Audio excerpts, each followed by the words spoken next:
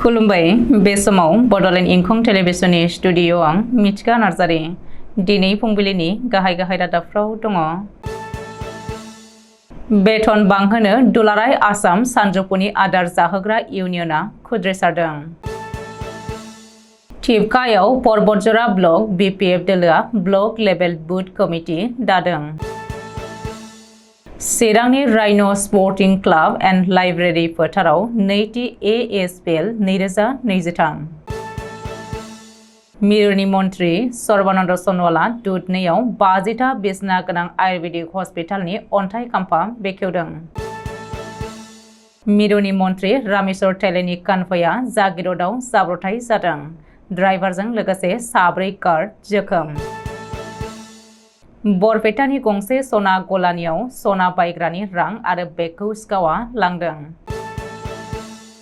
जनाइनि सिगा मिसिं गामियाव साननि समावनो गिख्रंथाव अर खामदों। दानिया फैदोनि आबुं रादाबाव।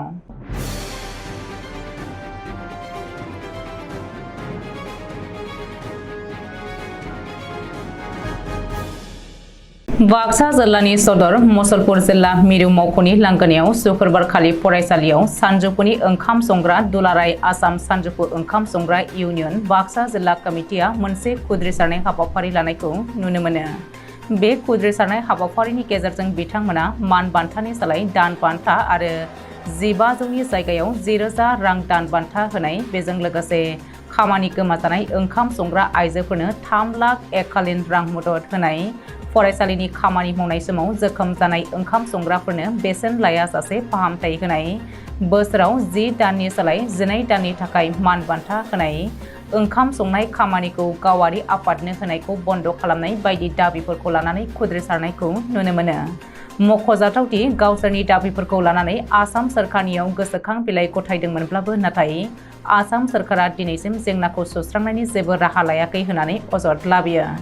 लोगोसे गावसोरनि दाबिखौ सोरखारा गनायाब्ला एबा जेंनाखौ सुस्रांना होनायनि जेबो राहा लायाब्ला फैबाय थानाय समाव लकसभा बिसायख'थियाव भट होनायनिफ्राय गोजानाव थागोन होननानैबो हुमखि होनायखौ नुनो मोनो।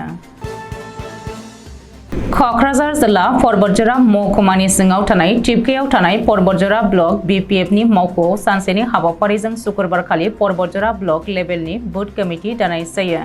बे जथुमनाय मेलाव आफादगिरिनि बिबान लानानै सामलायो पर्बतजरा बियाबनि एमसिएलए मुनमुन ब्रह्मआ। लोगोसे पर्बतजरानि गासै सेलनि आफादगिरि नेहाथारि आरो प्राइमारिनि आफादगिरि नेहाथारि आरो ब्लकनि आफादगिरिजों लोगोसे गासैबो सोद्रोमाफ्रा नुजाथिनायखौ नुनो मोनो।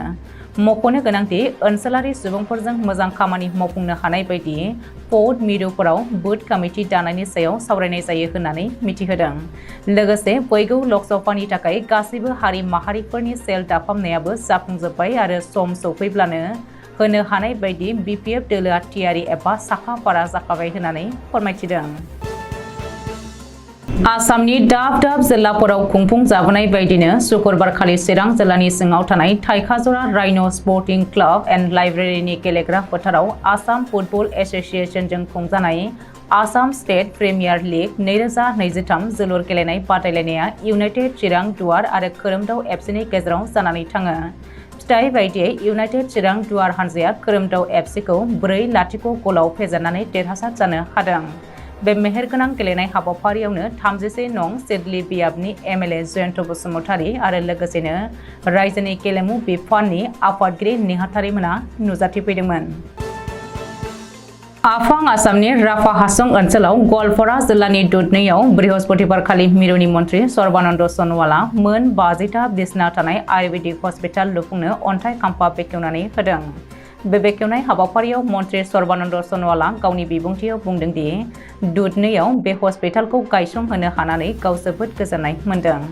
लोगोसेनो बुंबावदोंदि बे हस्पिटालाव यगा मिरु लेबरेटरि गासैबो रोखोमनि सुबिदाफ्रा थाजोबगोन। बे बेखेवनाय हाबाफारियाव राफा हासंनि सीएम टंकेश्वर राफा आरो गोबां गोजौ सारिनि राफा हासं बिबानगिरिफ्रा बाहागो लाफादोंमोन।